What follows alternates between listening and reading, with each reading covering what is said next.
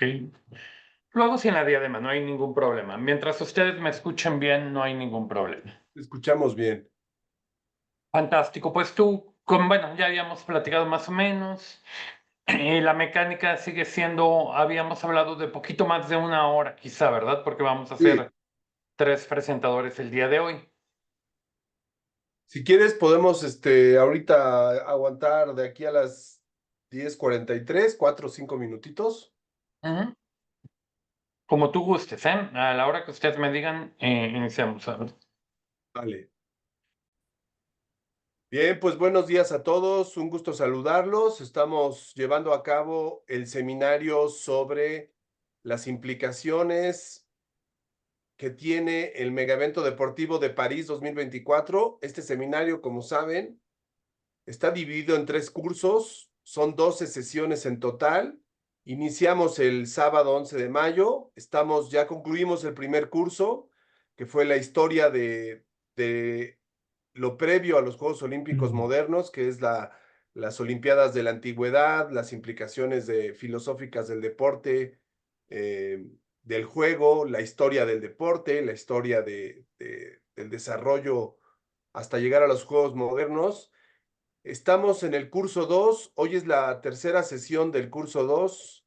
El curso 2 es justamente sobre los Juegos Olímpicos modernos. Estamos tratando de revisar todo lo que implican los Juegos Olímpicos modernos, haciendo un recorrido ya a partir de mediados finales del siglo XIX hasta la fecha. Y en el mes de julio llevaremos a cabo el tercer y último curso, que será específicamente sobre el Megaevento Deportivo de París en 2024, que ya en menos de 40 días se celebrará, se llevará a cabo. Les damos un saludo a todas las personas que se han conectado o a las que verán este material más adelante. Mi nombre es Samuel Martínez y junto con Jorge Vadillo Nieto, Hugo León, estamos llevando a cabo esta actividad académica, así como con los compañeros de Claro Sports. Voy a cederle la palabra al maestro Jorge Alberto Vadillo Nieto para que nos dé la bienvenida y nos presente a nuestro principal y primer invitado el día de hoy para esta sesión del sábado 22 de junio. Adelante, Jorge. Gracias, buenos días, maestro Samuel, buenos días a quienes nos acompañan en este sábado 22 de junio de 2024. Ya, como bien ha comentado nuestro coordinador Samuel Martínez, bueno, pues estamos llegando justamente el día de hoy a la sesión número 3 dentro de este curso 2 que forma parte de París 24, cobertura, implicaciones e impacto, este seminario que bueno, todavía tiene cuerda para un ratito más. Estamos pues prácticamente llegando a la mitad de todo lo que es el camino del seminario. Y el día de hoy, pues con el gusto de poder dar la bienvenida, insisto, a quienes nos acompañan, como a quienes nos estarán, eh, a quienes estarán fungiendo como speakers, como ponentes. En este caso, 3 charlas programadas para esta sesión. Comenzaremos el día de hoy con la primera de ellas, llamada Importancia de los Juegos Olímpicos Modernos, a cargo del doctor Daniel Añorbe de la Universidad de Guanajuato. Posteriormente, la segunda charla del día de hoy, los Juegos Olímpicos Modernos, un evento político desde un contexto geopolítico, a cargo del doctor Rolando Dromundo, investigador y periodista independiente. Estaremos cerrando ya después del mediodía con la tercera charla, denominada Las fotografías de los Juegos Olímpicos de México 68 en El Heraldo de México. Charla, plática a cargo de la doctora Ana Cristina Santos, que forma parte de la Comunidad Ibero Ciudad de México, dentro de lo que es la Biblioteca Francisco Javier Clavijero. Bueno, pues este es el programa, este es el orden del día. Saludar también a Hugo León desde Ibero Puebla, desde el Departamento de Humanidades, que como cada sábado nos acompaña y nos apoya también en las cuestiones de organización. Hugo, te saludo muy rápido, buenos días. Hola Jorge, una vez más saludos a todos, bienvenidos y ya listos para escuchar las 3 charlas que suenan muy interesantes para el día de hoy. Estaremos aquí muy atentos. Así es, así es. Pues muchísimas gracias, Hugo. De nueva cuenta, bienvenido. Y bueno, pues ya para comenzar formalmente con nuestra primera sesión de la importancia de los Juegos Olímpicos Modernos, me voy a permitir compartir con ustedes, además de darle la bienvenida que ya está aquí conectado, como lo pueden ver, al doctor Daniel Añorbe. Y bueno, pues estoy compartiendo ya en este mismo momento, les estoy compartiendo a ustedes su trayectoria, su ficha curricular.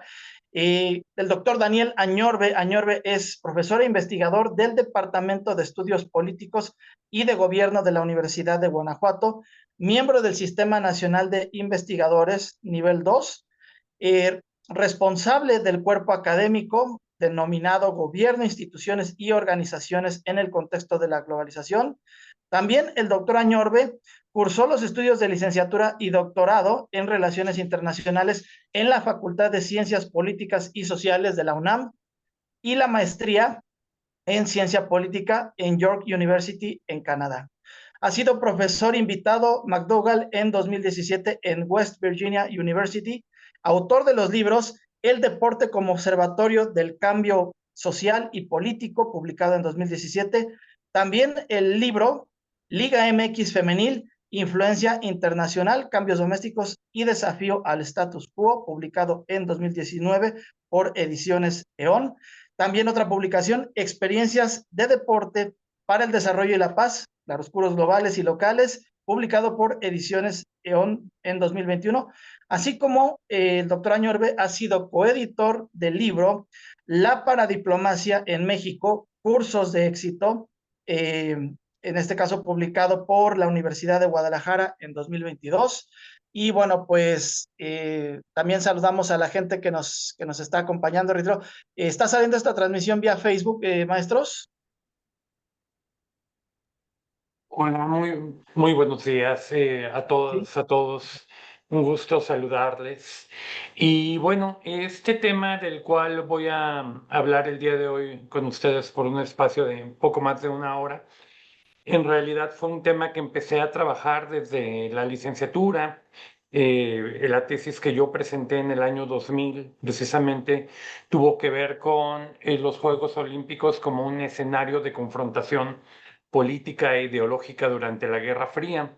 Y a lo largo de los últimos 12, 13 años retomé el tema y lo que me ha interesado más que la parte deportiva per se es el estudio de la geopolítica y de la geoeconomía. Entonces creo que esto se va a vincular muy bien con la charla que va a presentar en un segundo momento Rolando Dromundo, a quien tuve la oportunidad de conocer en un congreso ya hace algunos años, en el año 2018 en Lausana, Suiza, ¿no? En la capital olímpica del mundo. Agradezco a Samuel, a Hugo y a Jorge Alberto por esta invitación que me hacen para compartir con ustedes esta charla el día de hoy. Como pueden Bienvenido, ver bienvenido.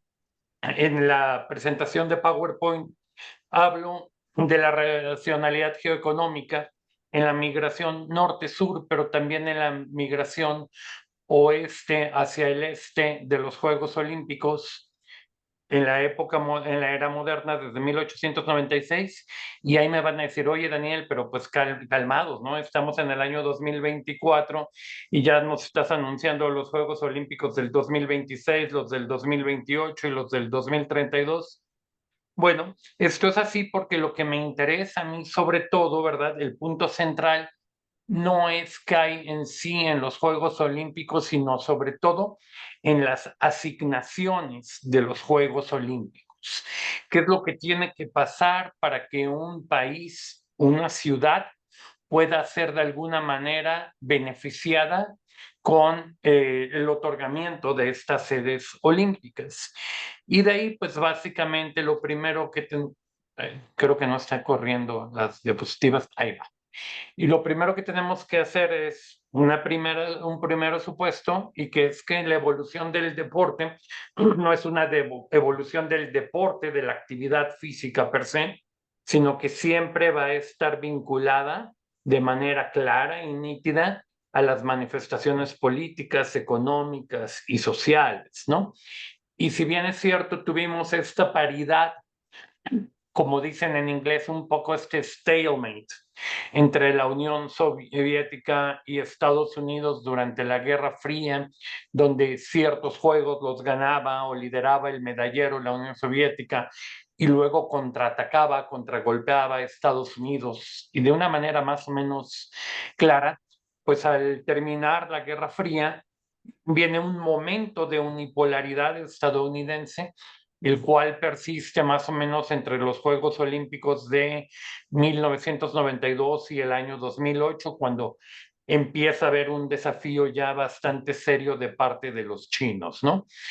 Y así como esta unipolaridad también se dio en el ámbito geopolítico, no sé si recuerda la audiencia, sobre todo la audiencia joven, que cuando viene la famosa tormenta del desierto, ¿no? En el año de 1990, pues hay esta situación de unipolaridad y se acaba actuando al margen incluso del Consejo de Seguridad. Todavía para la segunda edición de la guerra a Irak, ya no como tormenta del desierto, sino como libertad duradera que le pusieron en su momento en el año 2003, al interior del Consejo de Seguridad de Naciones Unidas se dio el veto de dos países, de Rusia, de la Federación Rusa y de Francia, y hubo una abstención de China. No obstante lo anterior, en marzo del año 2003 vino otra vez la invasión unilateral. Y bueno, hoy este mundo es diferente, ya este unipolarismo está cada día menos presente y asistimos a un mundo multipolar. Y la intención el día de hoy es ver entonces cómo es que esta multipolaridad creciente que desafía esta unipolaridad estadounidense la podemos ver en el mundo del deporte en general, pero en concreto en los Juegos Olímpicos. Y aquí lo que quiero compartir con ustedes son tres mapas del mundo. El primero es, pues, con ese viejo concepto que se utilizó todavía durante la época de la Guerra Fría, desde el final de la administración de Harry S. Truman, donde el mundo se dividía en tres, ¿no? Primer mundo, el mundo capitalista, el mundo libre, el mundo democrático. El segundo mundo, que era el mundo comunista de economías centralmente planificadas. Y el famoso tercer mundo, que era de lo que eran las excolonias y o bien los países no alineados, aquellos países que no simpatizaban abiertamente con ninguno de los dos bloques y que más bien decían podemos mantener relaciones políticas, comerciales con cualquiera de los dos bloques o incluso nos podemos dar el lujo como Yugoslavia de no ser parte de, no ser integrantes de la OTAN en su momento, ¿no? Y aquí vemos cómo este mundo desarrollado y subdesarrollado pues se encuentra, ¿verdad? Ahí sí podemos ver aquí en su momento a la Unión Soviética, la actual Rusia, podemos ver a Japón, ¿verdad? Y podemos ver a Australia y Nueva Zelanda como esta parte del mundo desarrollado. Podemos ver que al sur del río Bravo, del desierto del Sasabe, y hasta llegar a la Patagonia, la totalidad de África, prácticamente la totalidad del Medio Oriente, sur y sudeste asiático, incluyendo China, eran parte de este mundo subdesarrollado. También podemos ver un país gigantesco con la mayor población musulmana del mundo, como lo es Indonesia, dentro del color amarillo. ¿Por qué? Porque se consideraban que eran países subdesarrollados. Todo esto va a empezar a hacer sentido cuando revisemos la asignación de sedes tanto de Juegos Olímpicos de verano como Juegos Olímpicos de invierno, pero sobre todo con los de verano. El siguiente mapa, pues ya corresponde a una visión un poco diferente, en donde se dice, bueno, vamos a ver el mundo dividido en dos. Vamos a ver los países que son libres, los países que son democráticos, y ahí podemos ver algún ligero cambio. Ya no vemos a la totalidad de Europa, pintada de azul, lo que era anteriormente el verde, sino que vemos como básicamente con el muro, ¿verdad? De la cortina de hierro se divide el mundo y aquí ya podemos ver que la ex Unión Soviética, los países resultantes, ¿verdad? China, India, todos aparecen básicamente, el hemisferio oriental aparece como parte del mundo no libre, con la salvedad de Japón, y también ahí alcanzamos a ver a Corea del Sur, además de Australia y Nueva Zelanda, ¿no?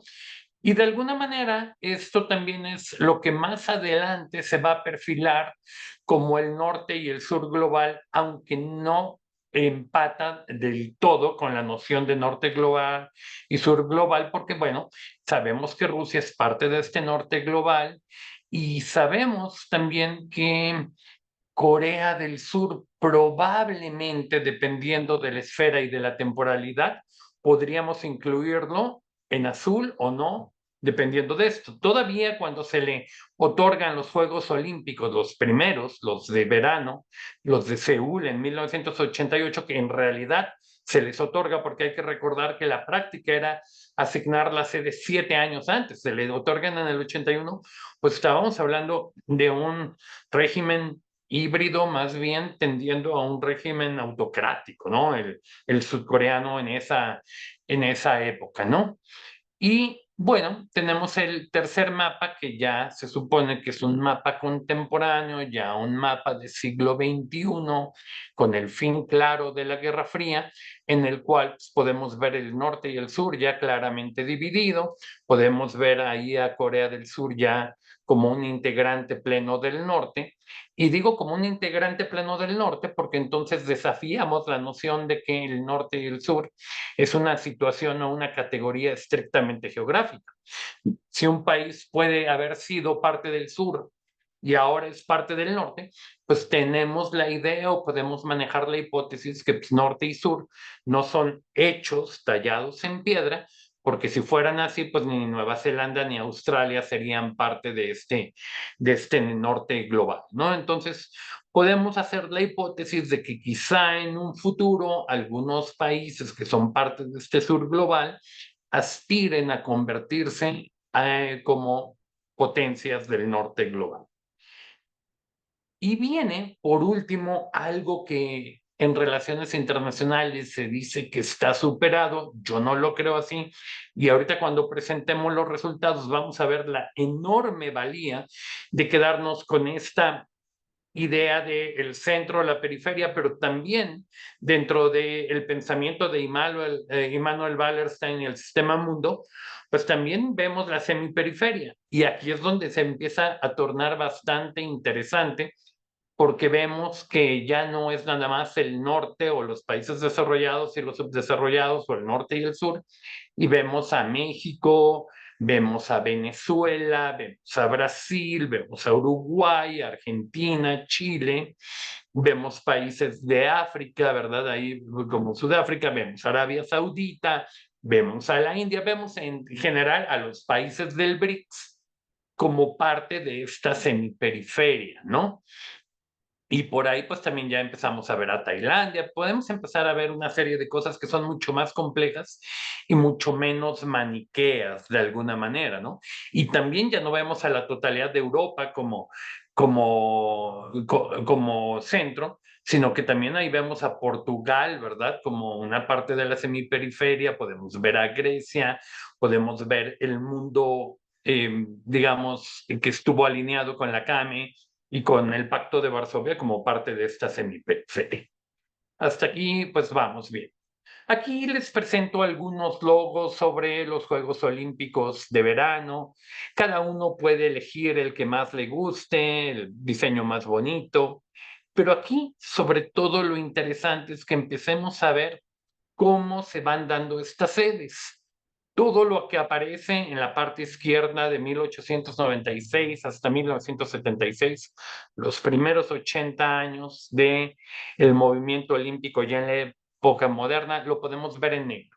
Y este moderno lo podemos entender quizá como esta armonía del mundo desarrollado, las democracias, ¿no? Cuestionable. Y el norte, incluyendo el norte sureño australiano, ¿no? Este norte sureño.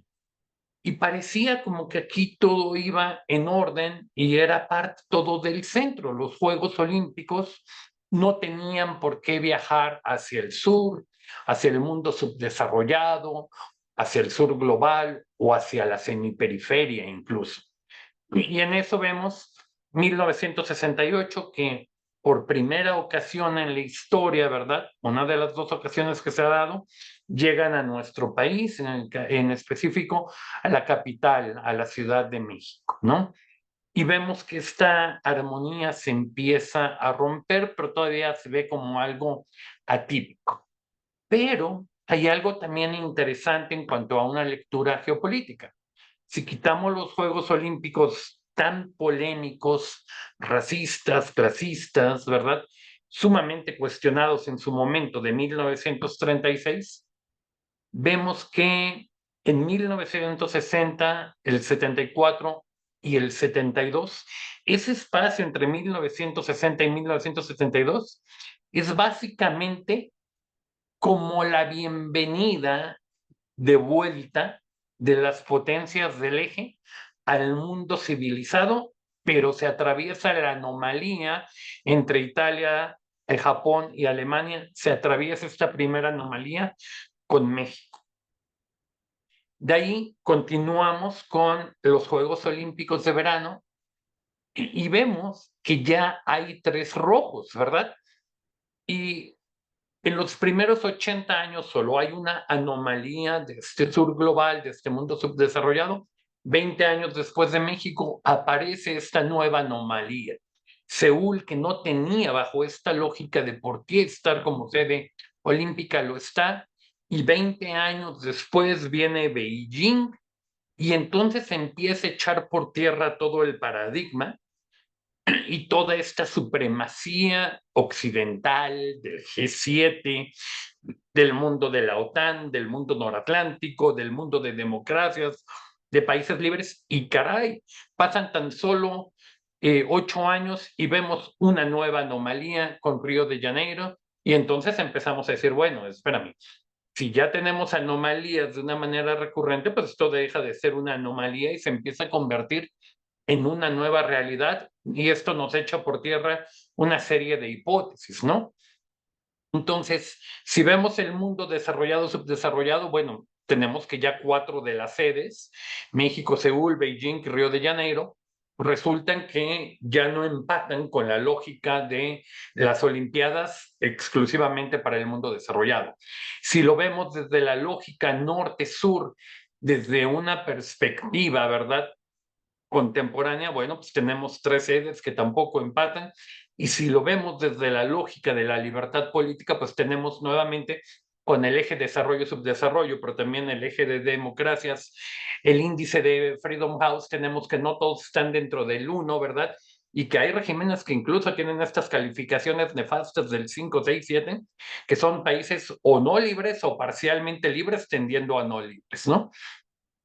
Y lo que vemos es que hay una serie de multisedes. Los Juegos Olímpicos viajan, pero viajan entre los propios países dominantes, ¿no?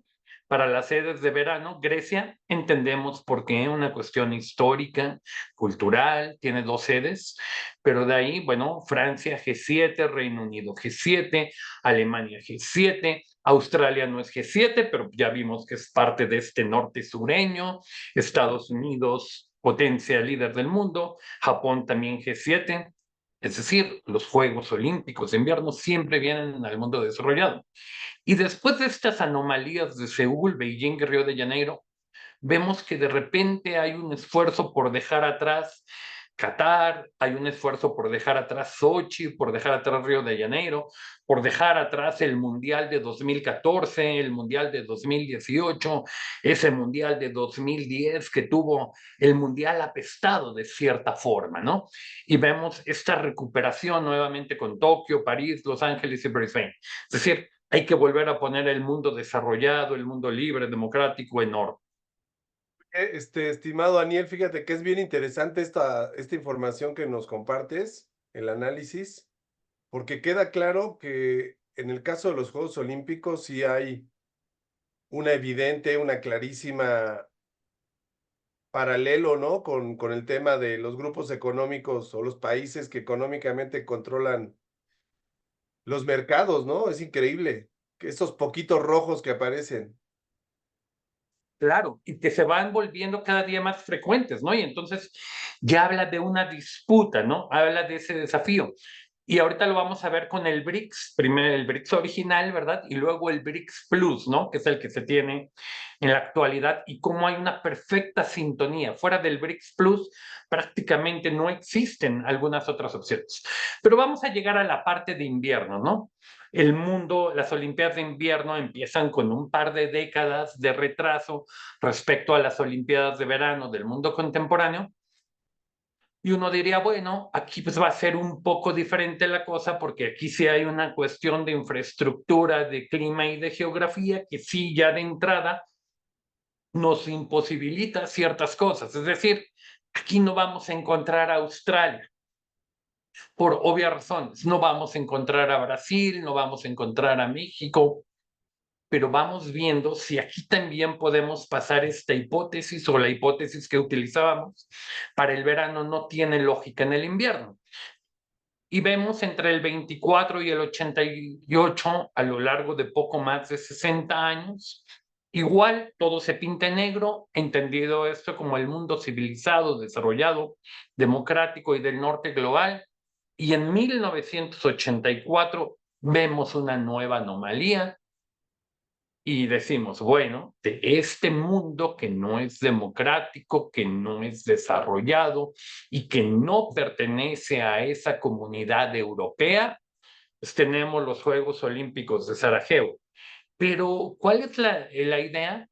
Pues se le dan porque son, de alguna manera, uno de los estados rebeldes que se negó históricamente a aliarse con Moscú, que nunca quiso estacionar las tropas del Pacto de Varsovia. Entonces se empieza a decir, bueno, sí puede haber estos diálogos de comunicación dentro del mundo olímpico siempre y cuando sean comunistas de los buenos, de los light o de los rebeldes, de alguna manera, ¿no? Pero cuando entramos, ¿verdad? Al terminar la Segunda Guerra Mundial y cuando, no sé si recuerden, que los Juegos Olímpicos iban de la mano, ¿no? Entonces teníamos 84 con 2 sedes, 82 sedes, 92 con 2 sedes, y decide el Comité Olímpico Internacional en aras de que nunca muera y no tengamos que pasar estos 4 años de añoranza de los Juegos Olímpicos. Para el año 94 decide hacer 2 Juegos Olímpicos de invierno de manera consecutiva y luego ya volverlos a espaciar cada 4 años, de forma que tengamos esta alternancia entre verano, invierno, porque nunca vuelvan a caer en el mismo año, ¿no? Y fíjense, Samuel, Hugo, el auditorio, Jorge Alberto, qué interesante cómo de repente en 3 Juegos Olímpicos de manera consecutiva, y no lo voy a poner porque acordamos Samuel y yo que no íbamos a hablar de los mega eventos como del Mundial de Fútbol, porque eso pues también nos llevaría quizá a los Juegos de la Juventud y nos llevaría a mundiales de rugby, nos llevaría ya a otros eventos, ¿no? Pero cómo de alguna manera, si lo empalmamos con el Mundial del 2010, con el del 14, del 18, de repente tenemos que esa segunda década del siglo XX está prácticamente dominada y casi acaban siendo expulsados los países del centro, los G7, etcétera, ¿no? Y vemos Sochi, Pyeongchang, ¿no? En Corea del Sur y Beijing. Pero aquí lo interesante es que por primera ocasión en la historia tenemos que ya con Beijing en 2022 tenemos una sede de verano que se convierte en una sede de invierno, lo cual empieza a hacer que dudemos de la lógica estrictamente geográfica, ¿no? Y entonces el mundo desde el subdesarrollo tiene 2 Juegos Olímpicos de invierno bajo la lógica de norte-sur contemporánea. Tenemos ahí a Beijing y políticamente hablando, que no tendrían por qué entrar, pues también tenemos a Sarajevo, a Sochi, a Pyeongchang y a Beijing. Multisedes, lo que sí tenemos claro es que no hay, si no es del mundo civilizado, el mundo plus, ¿no? Y otra vez más tenemos el dominio de Estados Unidos, de Francia, de Italia, etcétera, ¿no? Y a la hora que hacemos ya la sumatoria de los Juegos Olímpicos de verano e invierno, lo que podemos ver es que aquí no aplica el principio de la FIFA de rotación, porque la FIFA pues, ha tratado de hacer con cierto éxito, decir, bueno, vamos a llevarlos a todos los continentes, el mundial, ¿no? Y vamos a tratar de no repetir sedes, no repetir continentes. Pues aquí vemos que esto no aplica para el Comité Olímpico Internacional. Tenemos a Estados Unidos ya incluyendo los Juegos Olímpicos de Los Ángeles del 28, pues con 8 sedes, 4 y 4, Francia 3 y 3, Japón 2 y 2. Entonces sí se ve muy claro, pero ya a la hora que sumamos las multisedes, tanto, digamos, de verano como de invierno, ya vemos que empieza a entrar, ahora sí, China, Corea del Sur, Rusia y la ex-URSS. ¿Por qué digo Rusia ex-URSS? Porque, bueno, están los Juegos Olímpicos de Sochi, pero también los de Moscú cuando era la Unión Soviética. Pero vemos también a los grandes ausentes y es donde decimos, ¿por qué esto pasa? Esto es algo natural, es algo fortuito, depende de una cuestión económica, de una cuestión política, de una cuestión... ¿Qué es lo que nos explica esto? ¿Por qué? Porque no vemos a África dentro del mundo olímpico, porque no vemos a Europa del Este más allá de Rusia, porque no vemos a Medio Oriente, porque no vemos al mundo musulmán, porque no vemos a Sudamérica, salvo Brasil, y porque no vemos, y creo que nunca veremos a Centroamérica o al Caribe, ¿no? Entonces, pero lo que podemos ver es que hay una cierta coexistencia del mundo desarrollado con otras civilizaciones, pero ¿quiénes y cuántas son estas civilizaciones? ¿Y qué es lo que explica que solo ciertos países puedan tener este acceso? Si quieren hacer algún comentario aquí, tantito, podemos también hacerlo en lo que nos preparamos para lo siguiente. ¿Sí? ¿No hay algún comentario? Bueno, viene entonces la hipótesis que manejo tanto en un capítulo del libro del deporte como Observatorio de Cambio Social y Político y un libro que tuve la fortuna de coordinar hacia el año 2012 sobre los BRICS precisamente. Y mi hipótesis es que esto tiene todo que ver, no algo que ver, todo que ver con los patrocinadores. Y entonces empezamos a revisar, no sé si recuerdan que los Juegos Olímpicos del 76 se llegó a pensar que iban a ser los últimos Juegos Olímpicos, porque eran tremendamente deficitarios y porque prácticamente quebraron a la ciudad de Montreal. Y de repente, después del boicot del 80, se estaba hablando de que estaba en riesgo de que no llegaran ni a los 100 años en su renacimiento moderno los Juegos Olímpicos. Pero entonces, ya dentro del giro hacia el neoliberalismo a nivel mundial, ya con cartas de intención ensayándose en todo el mundo de América Latina, y con esta perestroika ya también en puerta, etcétera, lo que Robert Cox llama una perestroika global, no nada más la perestroika para la Unión Soviética, ¿no? O para el mundo de la cortina de hierro se empieza a ensayar a nivel mundial y a partir de 1985 se inicia algo que continúa hasta nuestra fecha, que se llama el TOP, The Olympic Program, con unos megapatrocinios que pueden rondar los 100 millones de dólares en la actualidad para una compañía.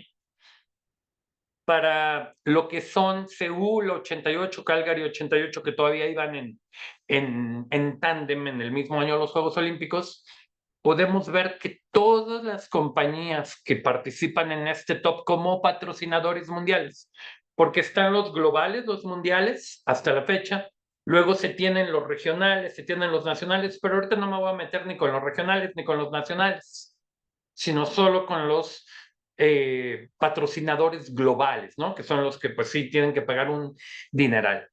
Todos están dentro de este mundo del norte global, el mundo desarrollado, el mundo libre, ¿no?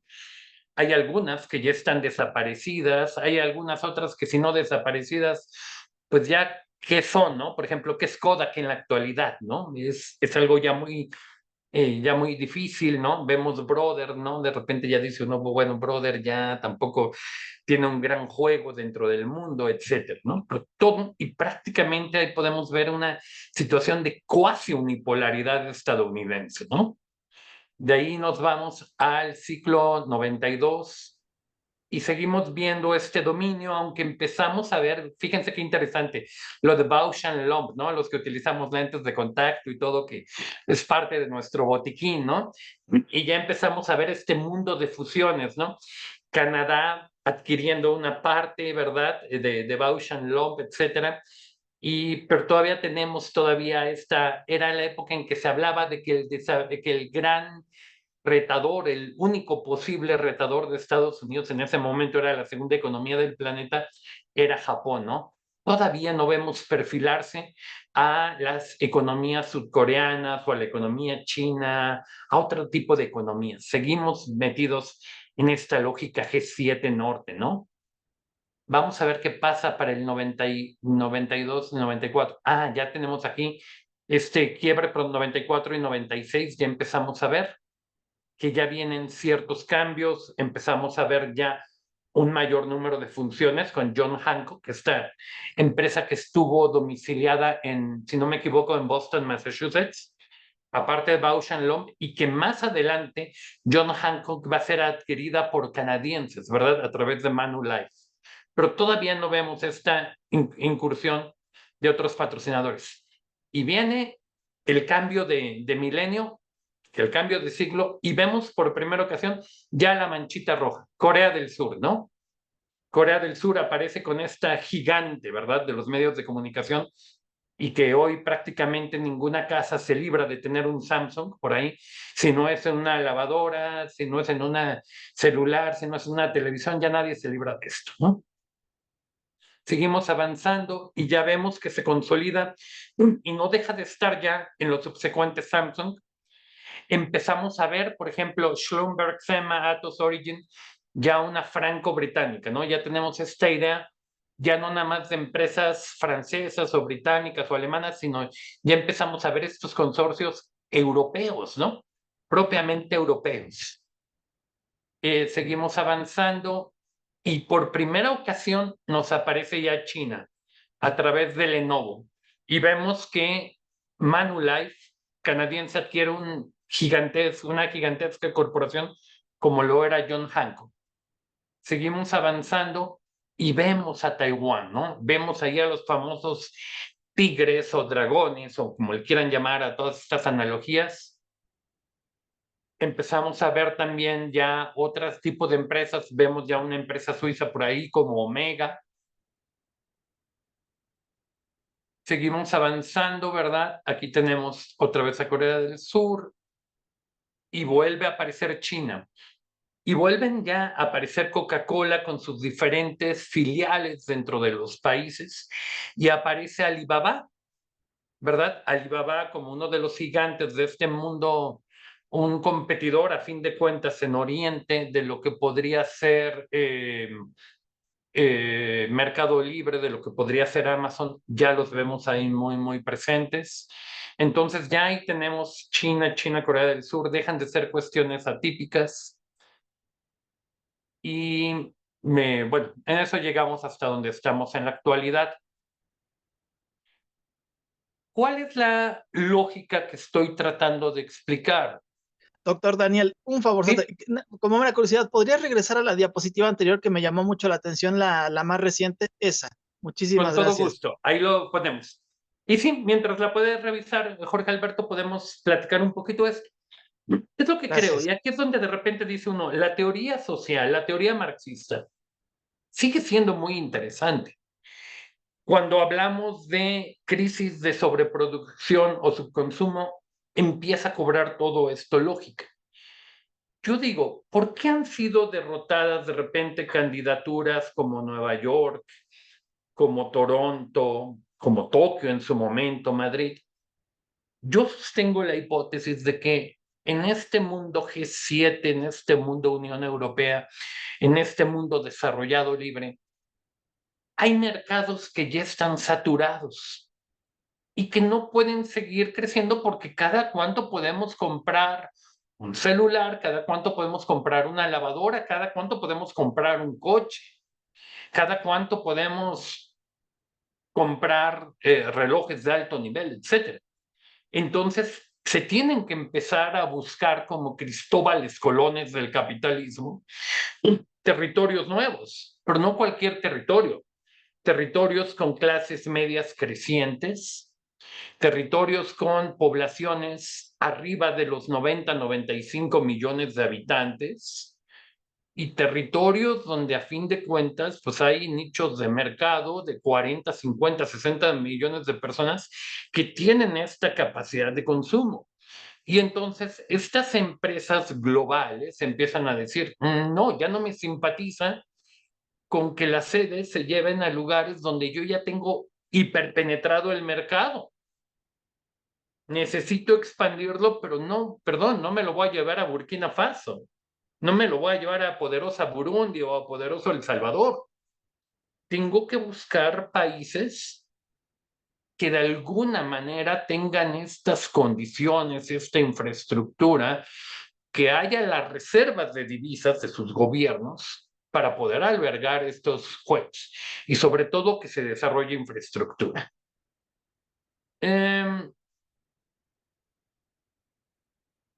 Vamos Muchísimas a ver. gracias por regresarte a la anterior, doctor doctor Daniel. Si me permiten rápidamente la interrupción, mira, hay uno de nuestros asistentes que también ha sido ponente, el doctor Erasmo Sarasúa, que tiene levantada la mano. No sé si nos permitas darle el uso de la palabra. Con todo gusto, con todo gusto. Esta es una charla más que una ponencia. Perfecto. Gracias. Erasmo, adelante, muy buenos días, bienvenido. Buenos días, gracias. Mira, de lo que estás diciendo ahorita, es la lógica que también yo he mantenido en algunas de las ponencias, donde Atlanta también es como un punto rojo, ¿no? Atlanta 96, porque decían, bueno, es que la Coca-Cola se quiso llevar los Juegos del Centenario a su casa, pero cuando hablamos con los directivos de Coca-Cola, dicen, es que para nosotros fue pues realmente un mercado cerrado, o sea, darle a Coca-Cola la casa, pues no sirvió. ¿Cómo les voy a vender más Coca-Cola? Es un mercado saturado. También otras compañías patrocinadoras decían, es que para nosotros no tiene lógica. Y entonces la lógica era de que Estados Unidos, el ganador de la Guerra Fría, es quien se lleva los Juegos Olímpicos, quien se lleva el Mundial del 94 como gran potencia ganadora. Ahí viene la explicación política, pero la explicación económica no da. O sea, los patrocinadores no sirvieron. Tuve el gusto, agrado y suerte de estar en los Juegos de Beijing y ahí es donde se ve esta lógica, ¿no? O sea, cómo las empresas occidentales del mundo norte global entraron a China y cómo China también saca mediante los Juegos Olímpicos a todas sus empresas, ¿no? Tengo aquí yo, de los recuerdos, envoltura de sneakers que dice Beijing 2008, ¿no? O sea, las marcas estadounidenses, europeas, cómo ingresaron al mercado chino y cómo China también aprovechó para sacar sus propios productos, su imagen y demás, ¿no? O sea, esta parte de lo que tú nos estás platicando, pues esta parte de la lógica y del mundo real que ya hemos vivido. Claro, ahorita vas a saber hacia las conclusiones cuál es la lógica que estoy manejando, que es una lógica no de competencia, es una lógica de ganar, ganar. Pero no podemos ver esta lógica, seguirla viendo a nivel de países estrictamente o a nivel de empresas, ¿no? Es una lógica bastante, bastante compleja donde es una lógica por actores más que por países, ¿no? Y cuando hablo de actores, pues no nada más a los estados-nación, ¿no? No nada más a los leviatanes. Pero sí, es muy importante y qué bueno que esto se va retroalimentando porque creo que a todos nos va dando algunas ideas, doctor Erasmo. Entonces, pues, muchísimas gracias por el comentario. Gracias. También está por acá Hugo León. Hugo, rápidamente, si gustas algún comentario. Sí, muchas gracias. Adelante, Sobre Hugo. ¿me escuchan allí? Sí. ¿Sí me escuchan? ¿Me oyen? Sí. ¿Me oyen? Sí. Entonces decía, esta teoría que nos está compartiendo Daniel, creo que es muy interesante en términos de el futuro, vaya, de las posibilidades que se tendrían para la asignación de sedes en los próximos años, porque bueno, tal como nos lo comenta, bueno, nos ayuda a entender el por qué Estambul y Madrid fueron rechazados varias veces, ¿no? Para ser sede. Y también nos ayuda a entender que las opciones se están cerrando para las asignaciones de sede, ¿no? Así, cuando empezó a decir, bueno, para que una sede sea asignada de acuerdo a estos criterios de patrocinios, de apertura y de crecimiento de mercados, un país con mínimo 90 millones que esté creciendo y todo, pues donde lo primero que yo pensé fue el caso de Indonesia, ¿no?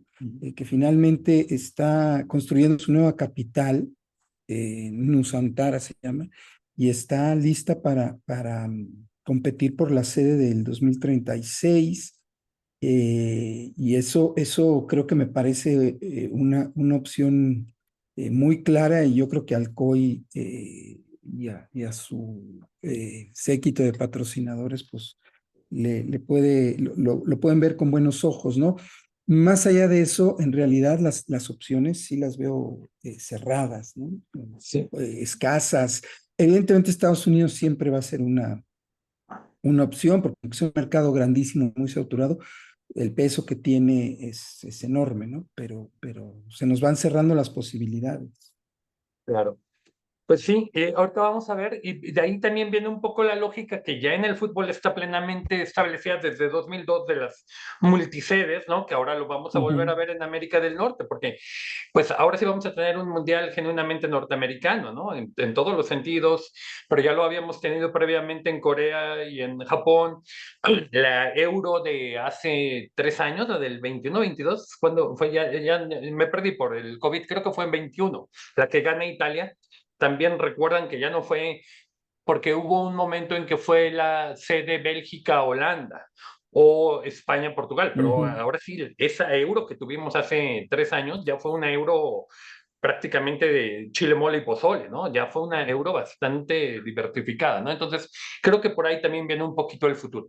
Bueno, esto de Rumania nada más comentar un poco, ¿no? Como a mí la cuestión del jueceo, yo tengo muchas dudas respecto al jueceo.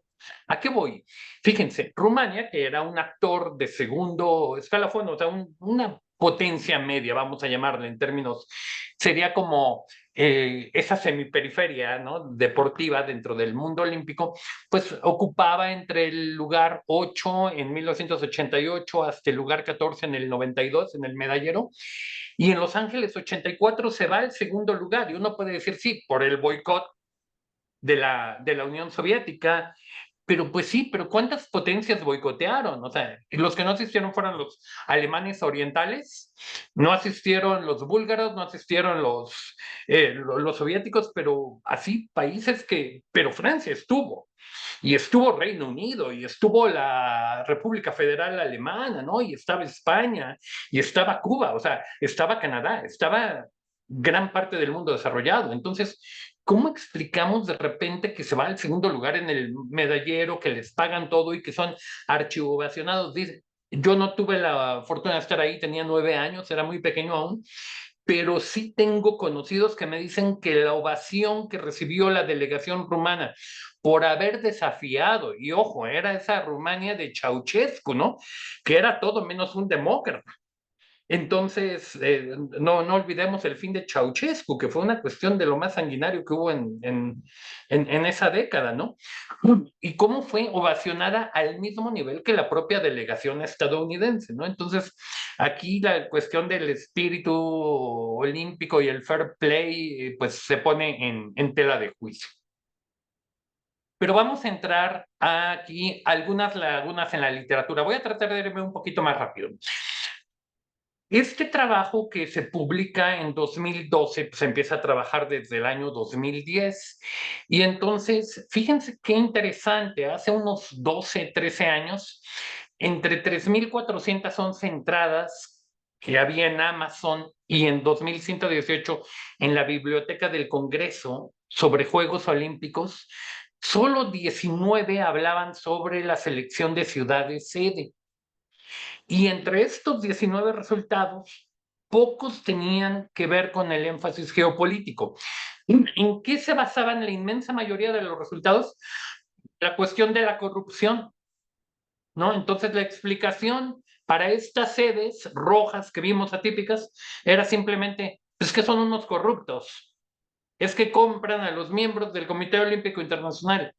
Pero había a mí algo que no me cuajaba con esto. Y entonces vienen las hipótesis. La asignación de las sedes olímpicas se explica por la percepción y posición general dentro del orden internacional, el escalafón de poder político, de poder económico y de poder suave, más que por una cuestión de personalidad o de carisma de líder o de su infraestructura o de la cuestión de la corrupción. ¿Por qué? Porque dice uno, en verdad cuando se dan estas sedes en Occidente no hay corrupción. Yo recuerdo que hubo unos Juegos Olímpicos en Occidente, en uno de los lugares más puritanos de Estados Unidos, en Salt Lake City, que estuvo plagado de corrupción, ¿no? Entonces la tesis de la corrupción tampoco se sostiene mucho, ¿no? Y entonces aquí viene la segunda hipótesis, es la saturación de mercado o la baja necesidad de desarrollo infraestructural de las candidaturas derrotadas, lo que representan oportunidades de frontera, casi casi como la tesis de Frederick Jackson Turner en Estados Unidos, para el capitalismo transnacional. Es decir, yo digo, son los Cristóbales del capitalismo global los que están buscando nuevos territorios, ¿no? Y esto que hablábamos al principio, norte-sur, no es algo claro, no es algo que sea estrictamente económico, no es algo que sea estrictamente geográfico, ni estrictamente político, ¿no? Y aquí vienen los BRICS. Si revisamos estas sedes, estas manchitas, pues creo que los vemos aquí a los 5 de arriba, ¿no? Bueno, no vemos a la India, y pues sí vemos a Sudáfrica en el Mundial, vemos a China tanto en los Juegos Olímpicos del 2008 como los del 2022, vemos a Rusia con Sochi, lo vemos con el Mundial del 18 y vemos a Río de Janeiro y vemos a Brasil. Y aquí lo que mencionaba tanto ahorita Erasmo como Hugo, ¿no? También, bueno, pues aquí ya empezamos a ver que el BRICS Plus, que ya sabemos que hay que quitar a Argentina porque eso fue pensado antes de Milei, ¿no? Ya con Milei, pues Argentina básicamente dijo, no vamos al BRICS porque tenemos que alinearnos con el norte, no podemos alinearnos acá con los neochairos del BRICS, etcétera. Pero pues sí tenemos, ¿no? Países que tienen una población grande, un territorio grande o enormes recursos naturales, ¿verdad? Vemos estos campeones de ciertamente de la demografía y o de la energía y o de los commodities, pero sí vemos que no aparece cualquiera como un potencial miembro de estos.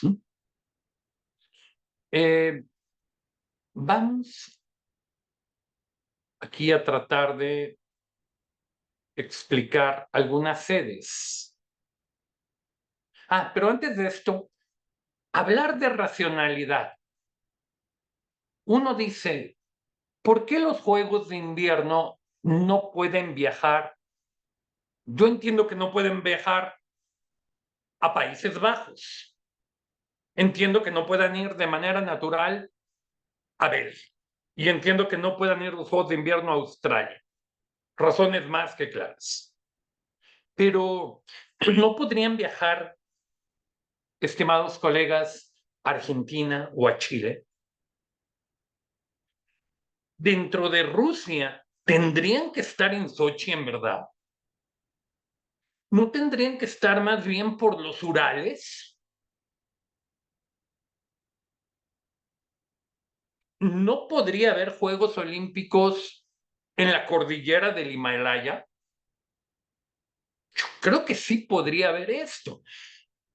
No sé si alguien conozca Sochi, pero es una cosa increíble. Yo tuve el placer de estar ahí cuando yo vivía y es el único clima subtropical de toda la Federación Rusa. Tuvieron que maquinar y crear nieve y llevarse los eventos a hora y media, 2 horas de Sochi en sí.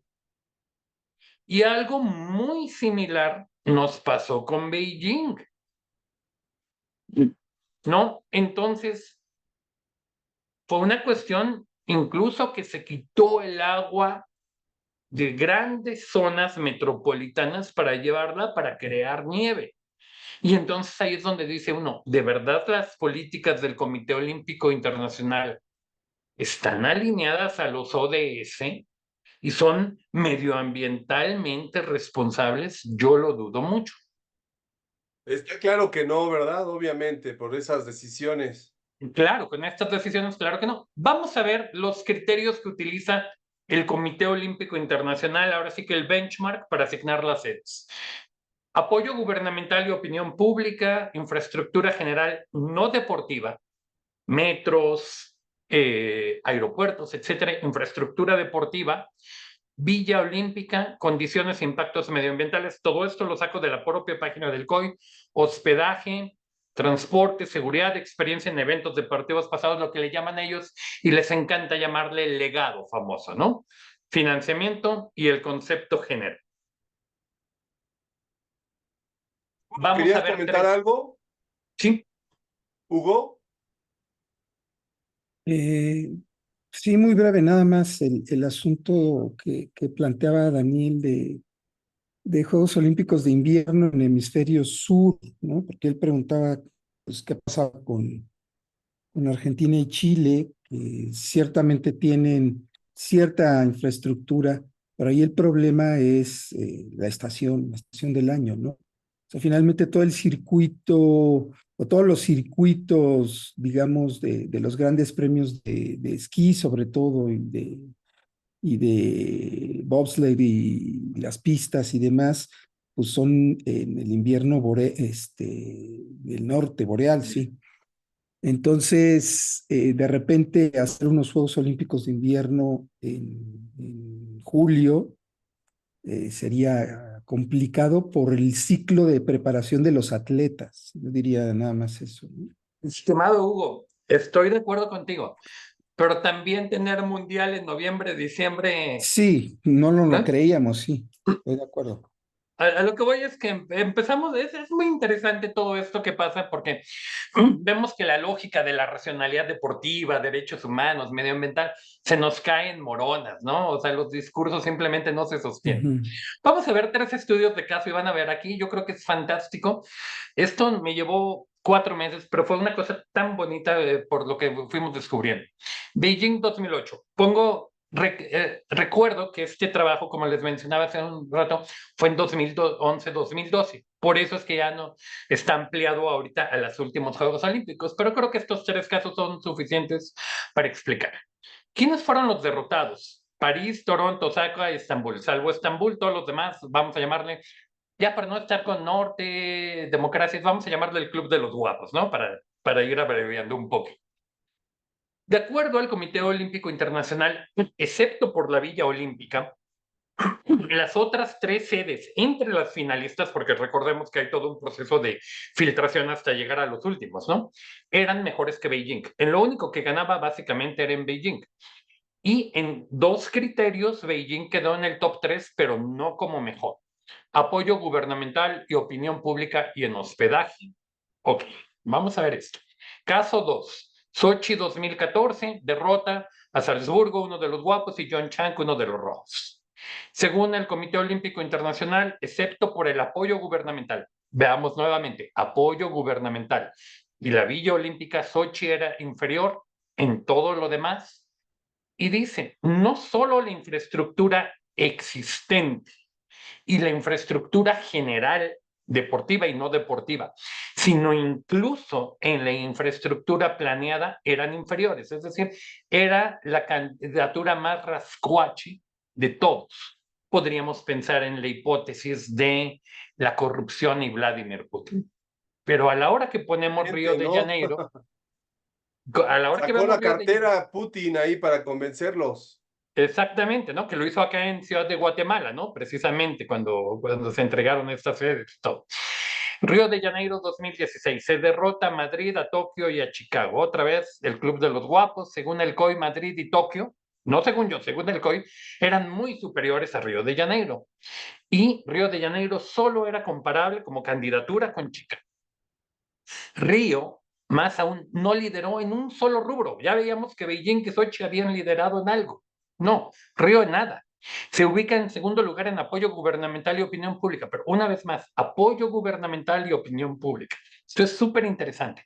Su infraestructura general era incluso inferior a la de ciudades que no pasaron a las etapas finales. Es decir, como candidatura no era el cuarto, era como el sexto.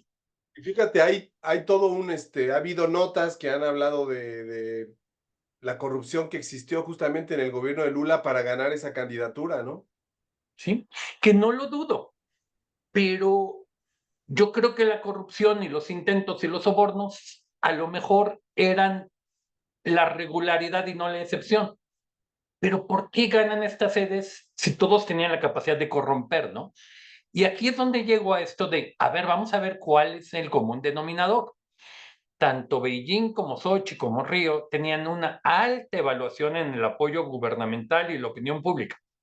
Andrew Zimbalist, ¿verdad?, maneja la hipótesis de que para las democracias crecientemente es difícil albergar los Juegos Olímpicos por la cantidad de impuestos que hay que invertir y a fin de cuentas son recursos que hay que recortar de otro lugar, pero también por la cuestión de movimientos medioambientales, de derechos humanos, personas que se oponen, grupos originarios, porque hay demasiadas presiones dentro de las democracias, dentro del mundo guapo y libre, ¿no? Los tres estados han desafiado valores y prácticas centrales del neoliberalismo, es decir, han dicho, no nos importa gastar cuantiosamente, ¿no? Ahora sí que como manirrotos, pueden gastar todo lo que sea. ¿Por qué? Porque a fin de cuentas la fiscalización dentro de los países, el ojo ciudadano ha sido muy débil y si ha estado presente, ha sido reprimido, ha sido golpeado de alguna manera. Pero vean la tercera viñeta. Los tres países en su momento, al momento de que se les asignó la sede, estaban en el top 6 de reservas de divisas al momento de ser elegidos. China era el primer lugar en reservas mundiales, Rusia era el cuarto lugar hacia el año 2007. No hay que olvidar que los precios del petróleo eran una cosa espeluznante. En julio de 2008 llegaron a alcanzar los $148, el precio del barril, ¿no?, internacional, y Brasil estaba en sexto lugar. Todos top 10 en cuanto a divisas. ¿Qué creo que es la llave para entender esta migración norte-sur, oeste-sur?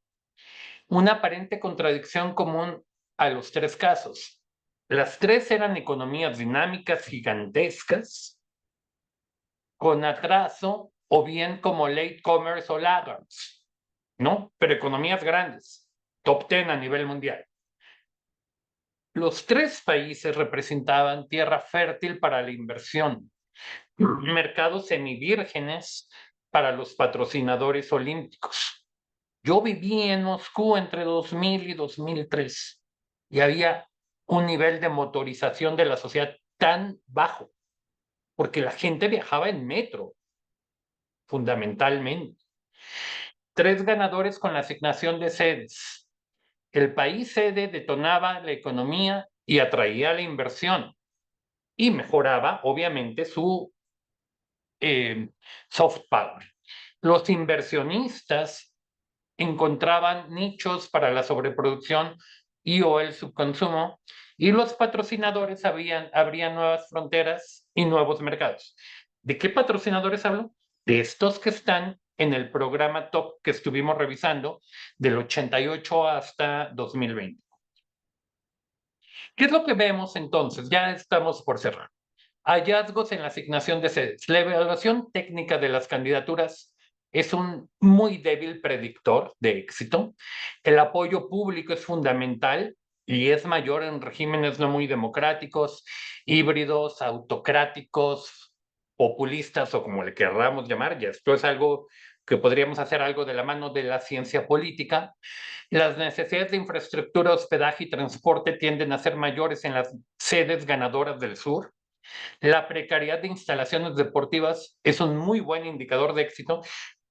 Entre más amolada esté la infraestructura, entre más rocas haya, mejor, porque es mayor oportunidad de negocio, ¿no? Hay que desarrollar todo.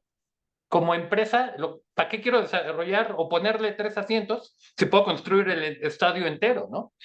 La seguridad, la experiencia deportiva, el cuidado del medio ambiente, los derechos humanos, todo este bla, bla, bla, eso es irrelevante y superfluo dentro de esta lógica. Tampoco es muy importante la libertad y la democracia. ¿Y qué es lo que podemos ver? Les decía que vienen al parecer de regreso, ¿no? 2020, 24, 28, 32, a los guapos. Pero, y esto se empalma con lo que decía Hugo y Erasmo, lo que destaca es que ya estamos viendo postulaciones de ciudades en la India, de ciudades en Indonesia, de la capital, de Qatar, de ciudades ya de segundo nivel dentro de China. O sea, ya no nada más las top tier, sino ya ciudades pero que no son, vamos, no es el Monterrey, no es Guadalajara, no es la Ciudad de México, ¿no? O sea, ya estamos hablando de segundas capas dentro de China. Y lo que les mencionaba, ¿no? Las cosedes, que hasta el momento no habíamos tenido cosedes dentro del movimiento olímpico, y esto es bien interesante porque eso parecía ser algo propio del fútbol, ¿no? De la FIFA y de la UEFA. Pues ya vemos aquí Milán y Cortina d'Ampezzo que derrotan. Cortina d'Ampezzo ya ha sido 2 veces sede olímpica, ¿no? Y derrotan a otra cosede, ¿no? A Estocolmo y Ari. Entonces, es súper interesante. Ya cada día hay menos sedes, más bien menos aspirantes, pero ahora ya la lógica es una de múltiples sedes. Y esto es maravilloso para los patrocinadores. En lugar de tener un mercado de 330 millones como el de Estados Unidos, que es muy atractivo, pues si agarro y le echo otros 40 millones de mercado canadiense y 128, 130 de mercado mexicano, pues ya tengo un mercado más grande que el de la Unión Europea, ¿no? Entonces, es una lógica tremendamente interesante, ¿no? Y si a lo mejor en uno de los países tuvimos un problema político, por ahí alguna inestabilidad, bueno, tenemos garantizados los otros dos. O sea, es de alguna forma un seguro contra el riesgo, ¿no? Y es un 3 por 1. Pago 100 millones y me llevo 3 mercados, ¿no? Para patrocinar mis productos. ¿Cuáles son las lecciones? No hay un relevo en los mega eventos, no hay una alternancia norte-sur. Hay que ver, yo digo que hay el primer sur, que es la semiperiferia, ¿no? Les digo a mis alumnos, hay de sures a sures. Y entonces el mapa de la semiperiferia cobra todo el sentido, porque todos estos puntos rojos, los no guapos, resulta que no son del sur-sur, sino que son de la semiperiferia. Son como ese primer sur que, como el caso sudcoreano, puede aspirar de alguna manera a coquetear a ser norte, ¿no? Y la bola de cristal de Añorvedamos, ¿no? Fuera de las actuales multisedes del primer sur, futuros megaeventos con fuertes posibilidades de ir a la India, a Indonesia, Egipto, Nigeria, Tailandia, Malasia, Filipinas. Es decir, a este BRICS Plus o a estos países que tienen poblaciones de 95, 100, 105 millones de habitantes, o a Nigeria, que tiene un crecimiento estratosférico y que es el país más poblado de África por mucho, etcétera, ¿no?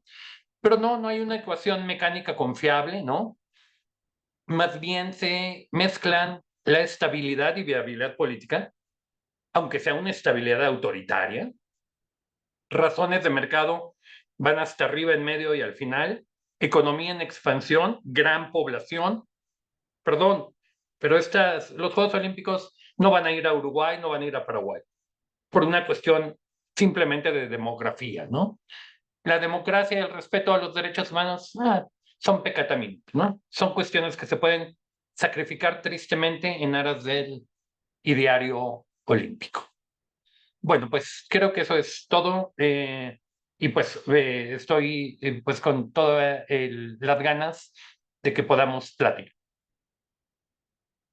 Excelente, muchas gracias, estimado Daniel. Pues ha sido muy buena tu exposición, muy claro tu argumento, además muy convincente. La verdad es que viendo los mapas, viendo esta idea, nosotros en semanas previas hemos hecho un análisis del movimiento olímpico, ¿no? Con este aspecto pues ideológico, un poco colonialista, imperialista, vinculado mucho al proyecto de Europa y de Norteamérica.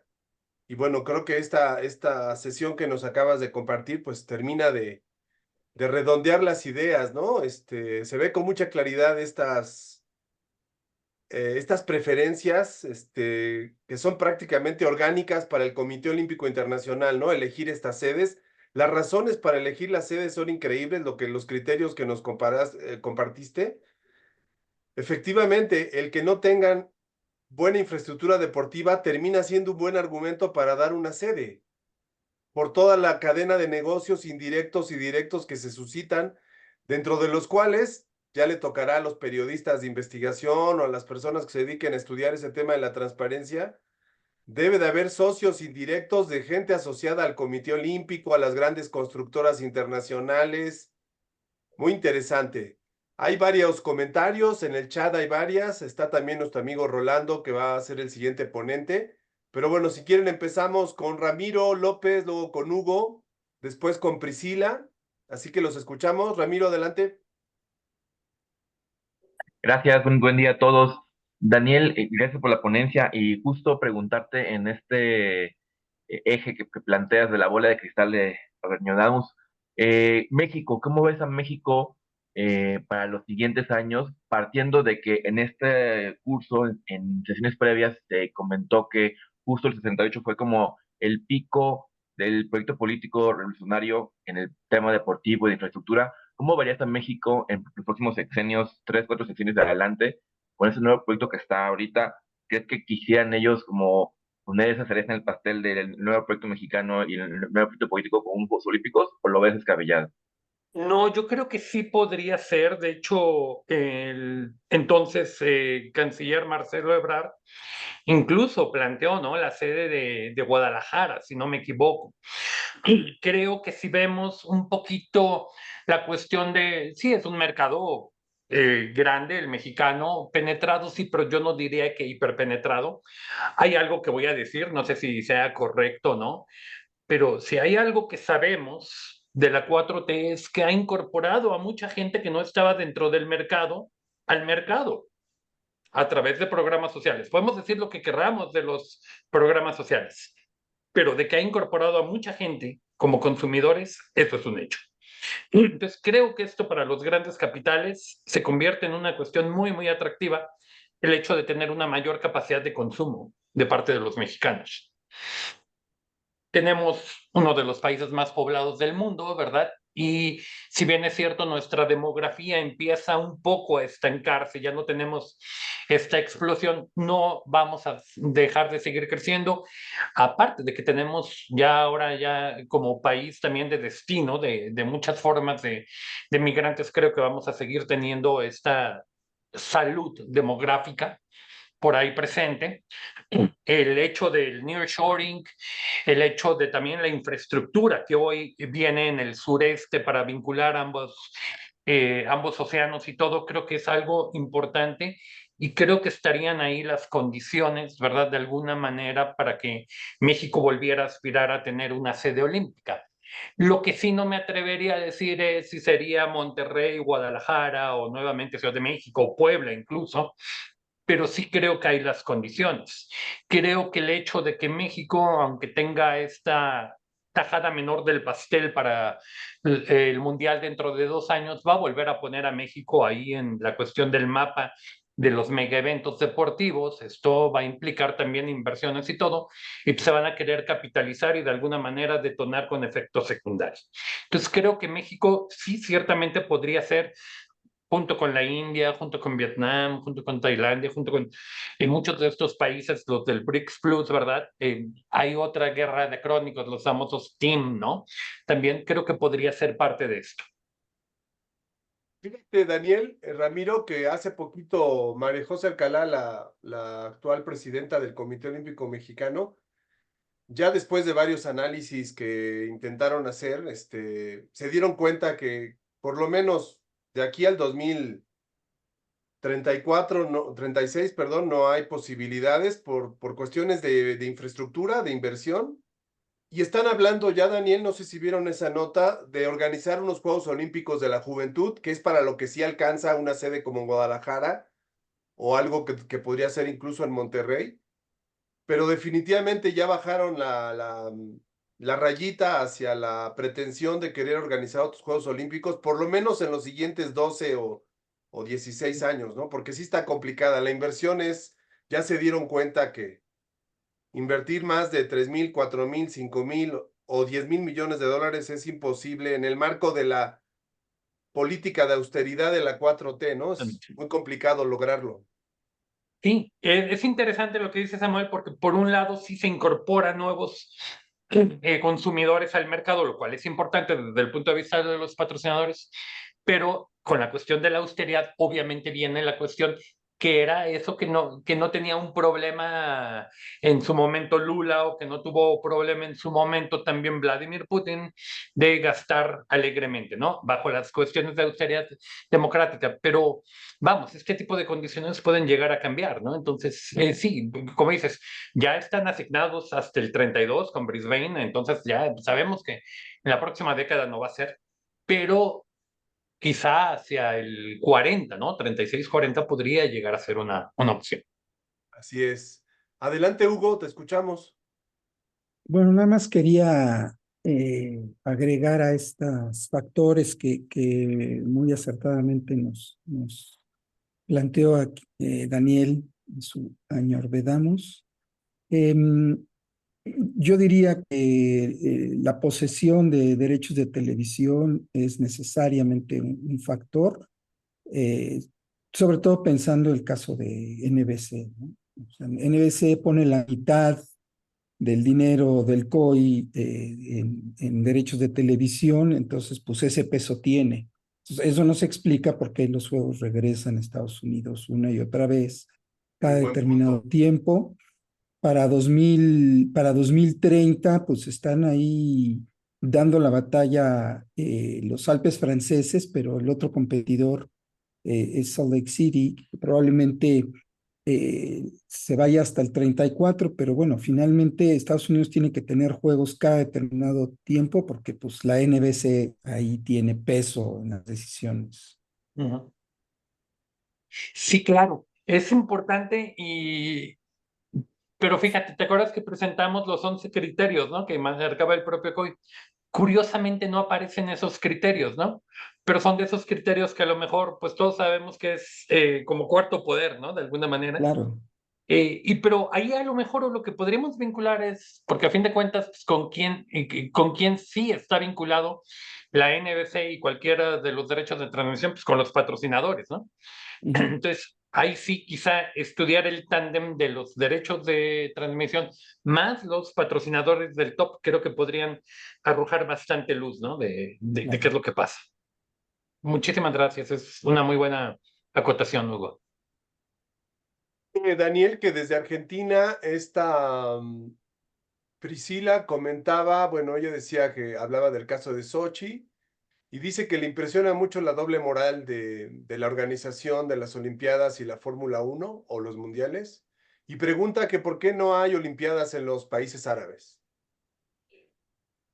Ok, en los países árabes, ¿verdad? Sería, aunque uno podría decir, híjole, es difícil por una cuestión cultural, por una cuestión, bueno, ya tenemos ahí Qatar, ¿no? Y Qatar llega a desafiar también en gran parte muchos de estos argumentos, porque si estamos hablando de países con una gran población, pues Qatar no tiene la población del estado de Guanajuato, vamos, ¿no? O sea, no tiene la población del estado de Guanajuato.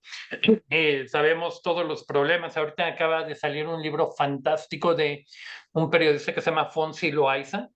Precisamente los juegos sobre el Mundial de Qatar es maravilloso. Y creo que también ahí tanto el Comité Olímpico Internacional como pues, la FIFA difícilmente van a regresar los mega eventos al mundo árabe, pues porque ahí a fin de cuentas es una cuestión de confrontación. Creo que de repente revisitar la tesis de Samuel P. Huntington, ¿no? Del choque de las civilizaciones, incorporarlo a la mezcla podría ser algo interesante. Creo que también ahí tiene que ver más que con razones de mercado, porque Arabia Saudita sería un gran mercado, ¿verdad? Sería un mercado muy, muy importante. Pues podría llegar a tener que ver con las presiones también que hay dentro del mundo democrático, el mundo guapo, en términos de derechos humanos, en términos de género, etcétera, ¿no? Entonces, creo que por ahí se puede llegar a explicar eso, pero también entiendo lo que dice, porque también ahí hay una contradicción, porque si hemos mencionado que los derechos humanos y el medio ambiente no parecen ser consideraciones de primer orden para la asignación de los Juegos Olímpicos, pues esta respuesta entiendo que se puede llegar a contradecir con esto, ¿no? Pero bueno, ahí tenemos a Qatar, ¿no? Entonces, violaciones claras de derechos humanos, limitantes para la comunidad LGBT, tantísimos problemas, el mismo problema que ya mencionaban de mover el calendario, ¿no? El calendario de las fechas y todo.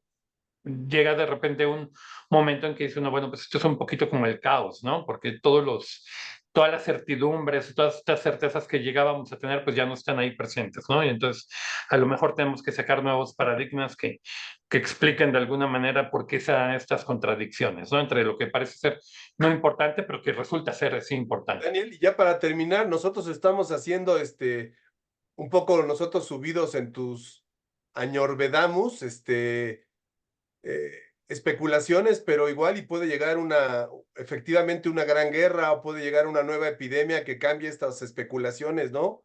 Que mueva estas apreciaciones en la siguiente década. Claro, ahora hay que poner la cuestión de la salud pública, ¿no? También ahí. Y fíjate que es bien interesante. Hace poco llevamos a cabo un estudio con la doctora María Cristina Rosas González de la UNAM sobre la cuestión del COVID. Y lo que vimos es que si hubo algo, y lo vimos desde el choque de las civilizaciones de Huntington, civilizatoriamente a nadie le fue tan mal con la pandemia como a Occidente. A nadie. Al grupo de los guapos y todo fue donde vino la mayor mortandad, el mayor número de contagios. De hecho, es bien interesante. A mayor nivel a peor calificación dentro del índice de Freedom House, menos daños y menos sufrimiento colectivo y económico hubo por la pandemia. Lo cual nos llega a hablar de hasta qué punto estas sociedades libres, abiertas y todo, pues lo estamos haciendo bien en todo, ¿no? Y esto podría llegar a cancelarnos Juegos Olímpicos y podría llegar bueno, tuvimos un Tokio 2021 sin público, ¿no? Entonces, hasta dónde de por sí los gastos son onerosísimos. Y si aparte lo vemos con estas cuestiones de sin público o con patrocinadores que ya no tienen incentivos o algo, podríamos presenciar quizá la muerte de los Juegos Olímpicos como los conocemos en algún momento y necesitar trasladar y empezar a hacer una situación de rotación y no sé qué más pueda pasar, ¿no? Pero es interesante lo que podría llegar a pasar con la cuestión. Claro que sí. Pues muchas gracias, estimado Daniel, por este tiempo que nos compartiste. Gracias Gracias a por tu ustedes. participación, por compartir tus comentarios, tus conocimientos. Muy interesante. Creo que nos dimos un muy buen paseo por la geopolítica, así con una mirada muy amplia como la compartiste. Se cumplió perfectamente el objetivo. Te agradecemos mucho tu tiempo y ya sabes, te enviaremos tu constancia y estamos a la orden aquí en el seminario. Muchas gracias. Vamos a cerrar la grabación y la transmisión en Facebook para hacer el breve receso.